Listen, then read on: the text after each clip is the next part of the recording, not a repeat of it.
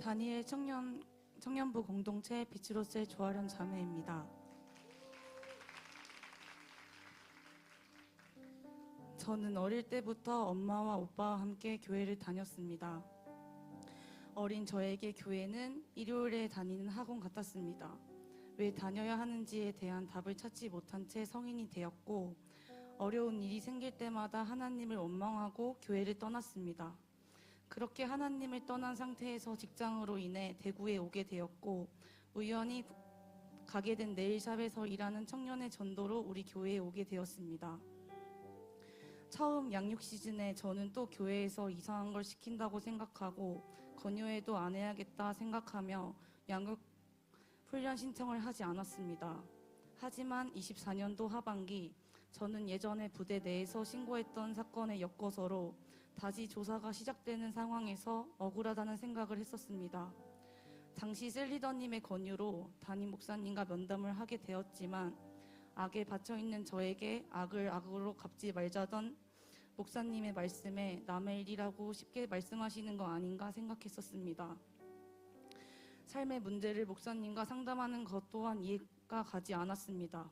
하지만 딱히 방법이 없었기에 양육반에 들어가라는 담임 목사님의 지도에 따라서 양육을 시작했습니다.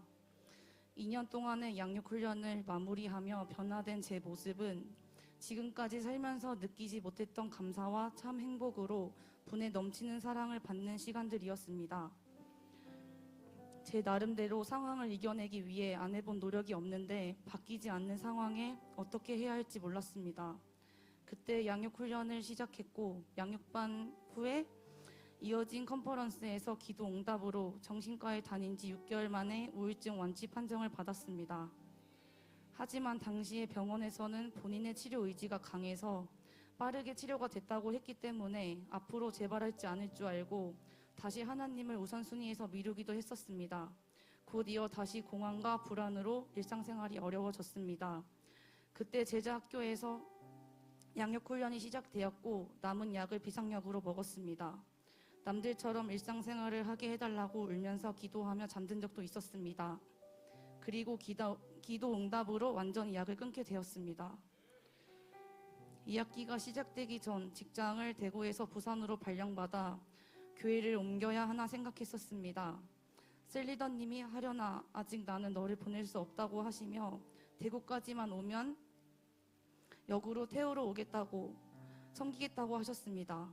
그 말에 우리 교회를 떠나지 않고 양육 훈련을 계속 받을 수 있는 장치가 되어 제가 마음을 먹으니까 상황들이 열려 큰 어려움 없이 계속 부산에서 대구를 오가고 있습니다.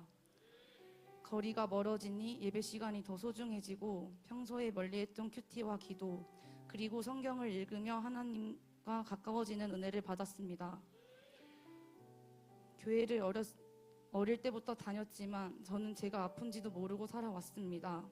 하나님을 만나지 못했던 삶은 공허함, 우울감, 불안의 감정만 있는 삶이었습니다. 딱히 미래가 기대되지 않고 하루가 시작됨이 버겁고 괴로웠습니다. 2년의 양육 훈련 속에서 저를 가장 힘들게 했던 가정 불화와 직장의 문제가 회복되는 은혜를 받았습니다. 또한 나의 회복에서 멈추는 것이 아니라 그 행복을 전하는 자로서의 삶을 살아가게 되었습니다. 양육 훈련 속에서 교회에서만 섬기지 말고 직장과 세상에서도 섬기라는 담임 목사님의 말씀을 듣고 배운 대로 삶에 적용했었습니다.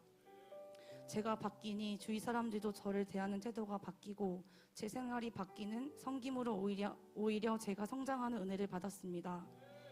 그러면서 충주에서 같이 근무했던 선임을 대구에서 만나 우리 교회로 전도했고 지금은 행복 모임이 이어지고 있습니다. 제 마음의 베스트를 품고 섬겼던 병사 또한 저녁 후 예배에 참석하게 되었고 지금은 소리엘 대학부와 연합하여 함께 섬기고 기도하고 있습니다. 그리고 대구에서 근무하면서 알게 된 직장의 형제 또한 행복 모임이 열렸고 파이널까지 마치고 셀과 교회에 정착하는 은혜를 경험했습니다. 어려운 상황을 벗어나고자 부단히 노력했는데 안간힘을 쓸 때는 풀리지 않았던 문제들이 하나님께 맡기고 나니 예상치 못했던 곳에서 풀리는 기도 응답을 받았습니다. 잘 먹고 잘 자고 감정이 요동치지 않는 제가 그토록 바랬던 일상생활을 살게 하심에 감사합니다. 아직도 부족하지만 2년의 양육훈련 속에 있었더니 이제는 마음이 어려울 때 빠르게 내가 하나님과 멀어졌구나 하고 알아차리곤 합니다. 약에 의존하던 제가 이제 하나님께 의지합니다. 내 문제에 갇혀 살던 제가 이제는 또 다른 영혼들에게 행복을 전하는 사명자의 삶을 살아갑니다. 이 모든 것 하나님께서 하셨습니다.